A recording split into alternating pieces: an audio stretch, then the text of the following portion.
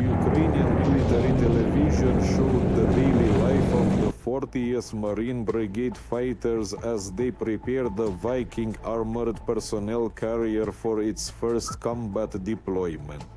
The all-terrain vehicle was modified for medevac. It can travel at a speed of over 60 kilometers per hour. The soldiers say, "I have not seen complicated conditions for this all-terrain vehicle. Mud after rain does not bother it. Steep climbs are no problem at all. We stopped right before the climb and Viking goes. No sleeping, nothing like that." Since the beginning of the day, there have already been 48 battles on the front line. Most Russian assaults in the Pokrovsky direction are noted by the General Staff of the Armed Forces of Ukraine. In this area, the occupiers use combined assaults, say the military. The enemy deploys small assault groups of up to 10 people, artillery, FPV drones and drops in an attempt to advance their forces towards Ukrainian positions. Their main goal is to establish a fire system on our positions.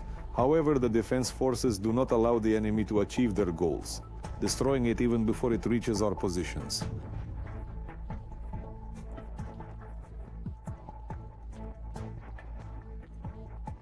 As a layman section, Ukrainian troops successfully repelled Russian assaults in the area of Makivka in the Luhansk region.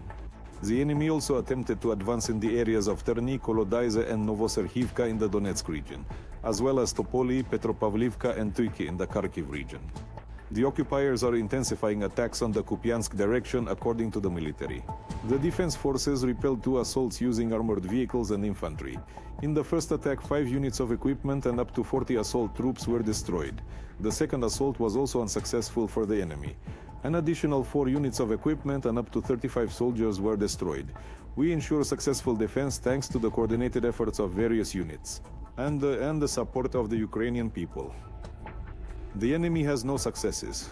Their deadlines for capturing our territories continue to be missed. Yuri Fedorenko, commander of the Achilles Strike Drone Battalion of the 92nd Separate Assault Brigade of the Armed Forces of Ukraine, in an interview with Army TV.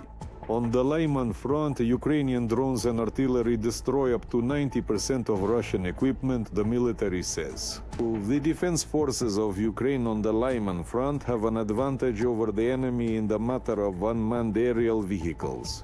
Ukrainian fighters use fiber optic drones, which provide high accuracy strikes. 80 to 90% of enemy equipment is destroyed by our drones and artillery. The enemy fails to achieve parity. Our forces have superiority in the number and precision of using unmanned systems. Pavel Yurchak, commander of the 63rd Separate Mechanized Brigade of the Armed Forces of Ukraine, on the air of the Not News Marathon. The total losses of the army and the aggressor side since the start of the full-scale invasion have already exceeded 812,000 people. In one day, 1,580 Russian soldiers were eliminated, 13 tanks destroyed, 22 armored vehicles, 52 artillery systems, and dozens of other pieces of equipment. Russia is